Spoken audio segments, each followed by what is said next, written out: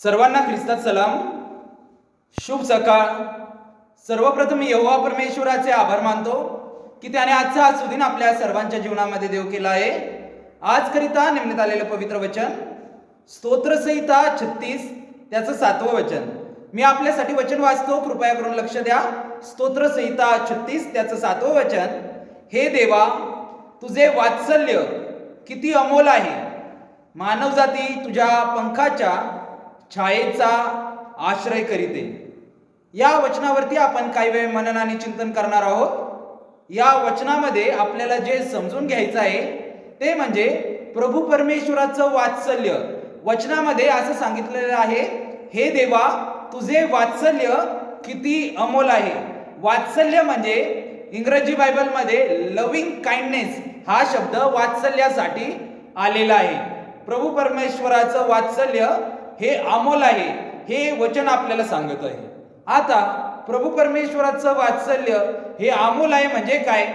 बहुमूल्य आहे, अति बहुमोल आहे, मौल्यवान आहे, वैभवशाली आहे, प्रभावशाली आहे.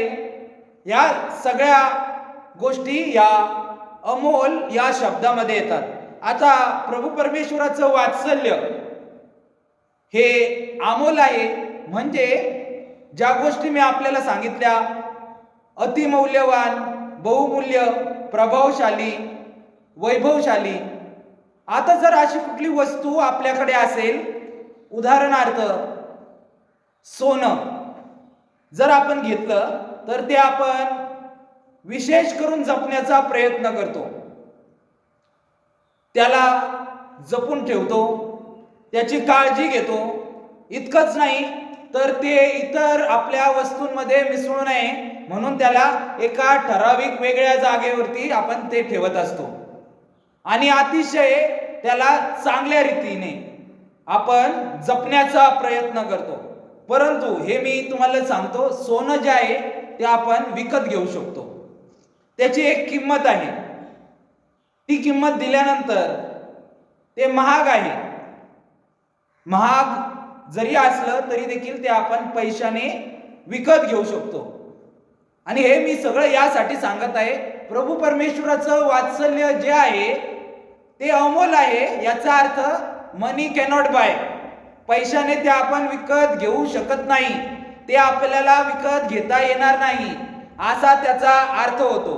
आणि म्हणून प्रभू परमेश्वर त्याचं वात्सल्य आपल्या जीवनामध्ये आपल्यावरती प्रकट करत असतो. अमोल असं त्याचं जे वात्सल्य आहे तो आपल्याला देत असतो. सदोदित तो आपल्याला त्याच्या वात्सल्यामध्ये ठेवण्याचा प्रयत्न करतो. आणि म्हणूनच वचनाचा ब भाग स्तोत्र 36:7 त्याचा ब भाग असं सांगत आहे, मानव जाती तुझ्या पंखाच्या छायेचा आश्रय करीते. का? त्याच्या वात्सल्यामुळे.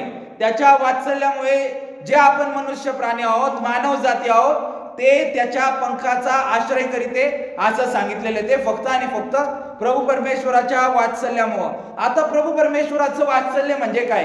प्रभू परमेश्वराचं वात्सल्य म्हणजे पैशाने विकत घेता येणार नाही. म्हणजेच प्रभू परमेश्वराचं वात्सल्य हे अमोल आहे, म्हणजे जे की आपण पैशाने विकत घेऊ शकत नाही. मनी कॅनॉट बाय. हे आपण 9-10 गोष्टी ऐकून पाहण्याचा प्रयत्न करूया. आणि त्या 9-10 गोष्टीमध्ये सगळ्यात पहिली गोष्ट म्हणजे पैसे देऊन आपण चांगली गादी विकत घेऊ शकतो, परंतु चांगली झोप नाही. झोप आपल्याला ही विकत घेता येत नाही. झोपेची गोळी विकत भेटते, परंतु जी नॅचरल झोप असते ती आपल्याला कदापि विकत घेता येत नाही. आणि म्हणून मी अशा 10 गोष्टी स्पष्टीकरण करण्याआधी, 10 गोष्टींचं स्पष्टीकरण करण्याआधी स्तोत्रातील एका वचनाचा आधार घेतो. स्तोत्र क्रमांक 4 त्याचं 8वं वचन. आणि वचन असं सांगतं, मी स्वस्तपणे पडून लागलाच झोपी जातो, कारण हे परमेश्वरा तूच मला निर्भय ठेवतोस. वचन असं आहे, मी स्वस्तपणे पडून लागलाच झोपी जातो, कारण हे परमेश्वरा तूच मला निर्भय ठेवतोस. ज्यावेळेस प्रभू परमेश्वर आपल्याला निर्भय ठेवतो त्यावेळेस आपल्याला या सगळ्या गोष्टी मिळतात. म्हणजेच त्याचं वात्सल्य जे की अमोल आहे ते ज्यावेळेस आपल्या मनुष्य जातीवरती, मनुष्यांवरती प्रकट होतं, मानव जातीवरती प्रकट होतं, त्यावेळेस आपल्याला या सगळ्या गोष्टी भेटतात. सगळ्यात पहिली ही गोष्ट ती म्हणजे चांगली झोप. त्यानंतर दुसरी गोष्ट म्हणजे चांगलं आरोग्य. चांगलं आरोग्य म्हणजेच काय? निरोगी जीवन. आपण पैसे देऊन चांगलं औषध उपचार घेऊ शकतो, म्हणजे चांगली ट्रीटमेंट घेऊ शकतो, मेडिकल ट्रीटमेंट, चांगल्या मेडिसिन घेऊ शकतो. परंतु निरोगी जीवन आणि विशेष म्हणजे आरोग्य हे प्रभू परमेश्वराच्या वात्सल्याचा एक भाग आहे. जीवनामध्ये चढ उतार, सुख दुःख, त्याचप्रमाणे आजारपण हे येत जातं, परंतु सतत आजारपण हे जे आहे हे यामुळे मी स्पष्ट करत आहे, हे प्रभू परमेश्वराचं वात्सल्य जर असेल तर ते आजारपण देखील निघून जातं. आणि म्हणून प्रभू परमेश्वराचं वात्सल्य हे महत्वाचं आहे. प्रभू परमेश्वराचं वात्सल्य त्यावेळेसच आपल्याला प्राप्त होतं ज्यावेळेस आपण प्रभू परमेश्वराच्या सानिध्यात राहतो. आणि प्रभू परमेश्वराच्या सानिध्यात राहिल्यानंतर चांगली झोप पहिली गोष्ट आपल्याला मिळते. दुसरी गोष्ट आजारपण दूर होऊन निरोगी जीवन आपल्याला मिळतं, ही दुसरी गोष्ट. तिसरी गोष्ट म्हणजे शांती. आपण पैसे देऊन शांत ठिकाणी, निसर्गरम्य वातावरणामध्ये जाऊ शकतो, ज्या ठिकाणी आपल्याला शांत ठिकाण पाहायला मिळतं, शांत ठिकाण अनुभवायला मिळतं. परंतु शांती ही विकत घेता येत नाही. मनाची शांती आपल्याला विकत घेता येत नाही, ती आपण विकत घेऊ शकत नाही. आणि प्रभू परमेश्वराचं जर वात्सल्य असेल, प्रभू परमेश्वराच्या सान्निध्यात आपण असू, तर मनाची शांती देखील आपल्याला देवबाप देतो. हे यामधून मी आपल्या समोर स्पष्ट करतो. ही तिसरी गोष्ट. चौथी गोष्ट म्हणजे प्रीती, प्रेम. आपण पैशाने प्रीती देखील विकत घेऊ शकत नाही. आणि म्हणून असे अनुभव बरेचदा जीवन जगत असताना ख्रिस्ती लोकांना येतात की जोपर्यंत पैसे आहेत तोपर्यंत खूप जास्त प्रेमळ असे अनुभव आपल्याला आप्तजन, प्रियजन, नातलग आणि आजूबाजूच्या प्रियजनांकडून मिळतात. परंतु पैसे संपल्यावर ते मिळत नाही. परंतु देवबाप आपल्याला त्याची स्वर्गीय दैवी प्रीती सदोदित प्रकट करतो. त्याच्या सानिध्यात राहिल्यानंतर तो त्याचं वात्सल्य आपल्यावरती प्रकट करतो. आणि त्याचा वात्सल्याचा भाग म्हणजेच त्याची प्रीती. आणि जर त्याची प्रीती असेल तर आपल्याला इतर कुठल्या प्रीतीची गरज नाही. कारण की त्याची जर प्रीती आपल्यामध्ये असेल तर आपण स्वतः वरील ज्या 3 महत्वाच्या गोष्टी मी आपल्याला सांगितल्या आहेत, निरोगी जीवन, शांती आणि त्याचप्रमाणे म्हणजे चांगली झोप, ह्या आपल्याला निश्चितपणे मिळतील. आणि आपण आपला जीवन प्रवास या भूतलावरती चांगल्या रीतीने व्यतीत करू शकतो. 5वी गोष्ट म्हणजे कुटुंब आपल्याला कधीच विकत मिळत नाही.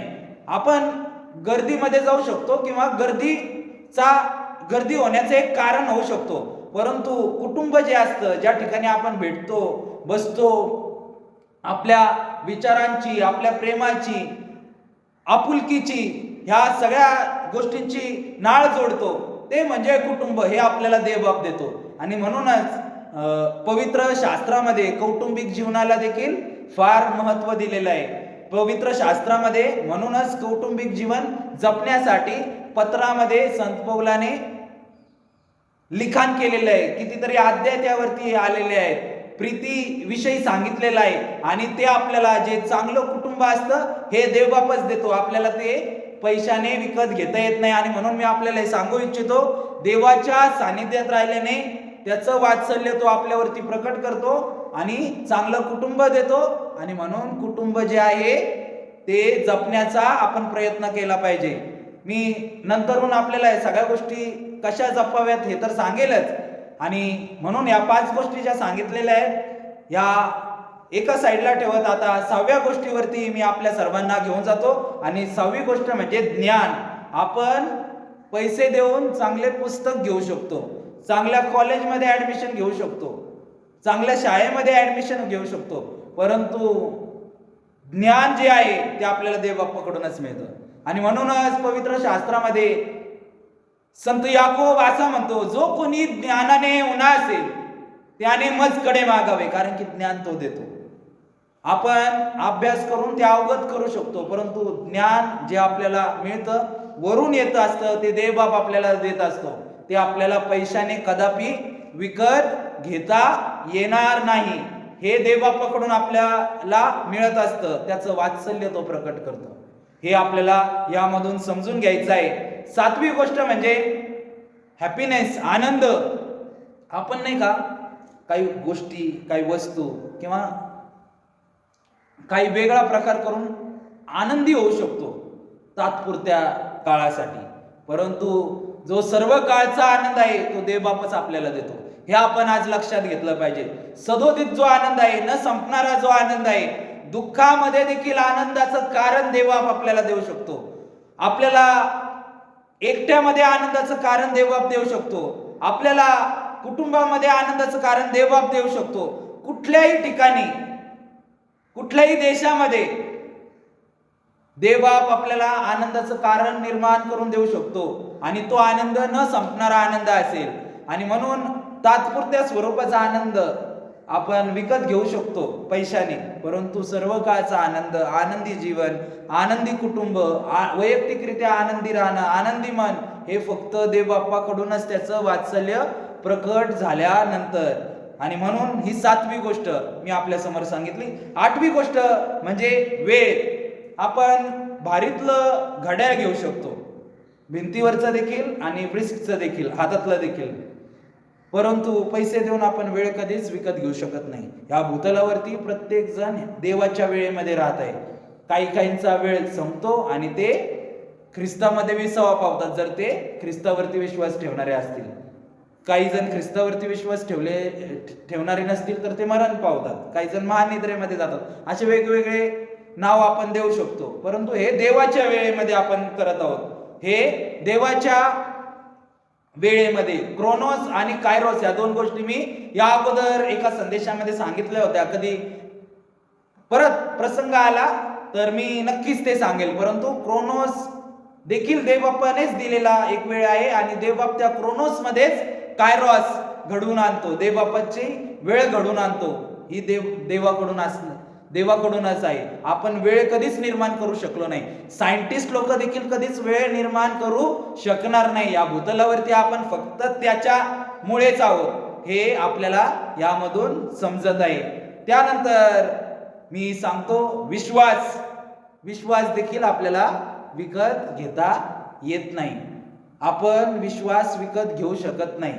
किती आपण समोरच्या वरती आपले चांगले गुण प्रकट करून त्यांना विश्वासामध्ये घेऊ शकतो, परंतु विश्वास आपल्याला पूर्णपणे विकत घेता येत नाही. चांगल्या गुणांनी, चांगल्या वागणुकीने आपल्याला तो समोरच्या मनामध्ये एक स्थानबद्ध करावा लागतो. हे आपल्याला फक्त त्यावेळेसच शक्य होतं ज्यावेळेस आपण देवबापाच्या सानिध्यात राहतो. तर देवबाप ते वात्सल्य आपल्यावरती प्रकट करतो आणि मगच आपण इतरांवरती विश्वास ठेवू शकतो. आपण इतरांना विश्वासामध्ये घेऊ शकतो, विश्वासाने त्यांच्या संगती कार्य करू शकतो. आता सगळ्यात महत्वाची गोष्ट संरक्षण. किती संरक्षण आपण आपल्या स्वतःला देण्याचा प्रयत्न केला.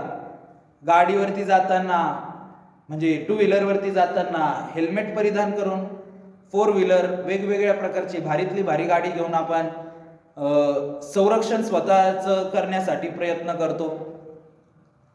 त्यानंतर वेगवेगळ्या गोष्टी करून, घराला सेफ्टी डोर लावून, परंतु खरं संरक्षण सदोदित पदोपदी प्रत्येक पावलावरती हे देवबापच देतो. देवाशिवाय कोणी इतर देऊ शकत नाही. आणि म्हणून देवबापाचं वात्सल्य अमोल आहे. सोनं, चांदी, हिरे हे आपण या भूतलावरती जे की किंमत देऊन विकत घेतो ते आपण जपतो. म्हणून मी सुरुवात अशी केली, पैसे देऊन सोनं घेतो ते आपण वेगळं ठेवतो, त्याची काळजी घेतो, ते जपतो. तर ह्या सगळ्या गोष्टी अमोल आहेत. ह्या आपल्याला विकत घेता येऊ शकत नाही. आपण हे कधीच विकत घेऊ शकणार नाही, श्रीमंतातील श्रीमंत माणूस सुद्धा.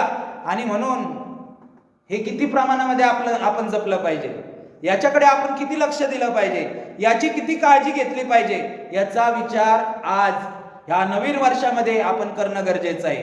आणि म्हणूनच अशा प्रकारचा संदेश ह्या नवीन वर्षामध्ये घेऊन येण्याचं कारण, वचन हे घेण्याचं कारण, हे देवा तुझे वात्सल्य किती अमोल आहे. मानवजाती तुझ्या पंखाच्या छायेचा आश्रय करीते. खरोखर आपण सर्व जी मानवजाती आहोत ती प्रभू परमेश्वराच्या पंखाचा आश्रय करते. दुसरा कुठलाच आश्रय आपल्याला नाही. आणि म्हणून मला असं वाटतं, वात्सल्यामध्ये ज्या ज्या गोष्टी सांगितलेल्या आहेत, चांगली झोप, आरोग्य, निरोगी जीवन, शांती, प्रीती, कुटुंब, ज्ञान, आनंद, वेळ, विश्वास, हे सगळं म्हणजेच काय? सुखा समाधानाचं जीवन. आणि हे देवबापाच्या सानिध्यात राहिल्यानंतर आपल्याला मिळतं. आणि म्हणून ह्या नवीन वर्षामध्ये अमोल अशा ज्या गोष्टी देवबापाने आपल्याला दिलेल्या आहेत त्याचं वात्सल्य प्रकट करून ते जपण्याचा, त्याची काळजी घेण्याचा विशेष असा प्रयत्न आपण करूया. आणि ते करण्यासाठी प्रभू परमेश्वर आपल्या सर्वांना त्याच्या सामर्थ्याने भरू. या छोट्याशा संदेशाद्वारे प्रभू परमेश्वर आपल्याला आशीर्वादित करू. प्रार्थना करूया.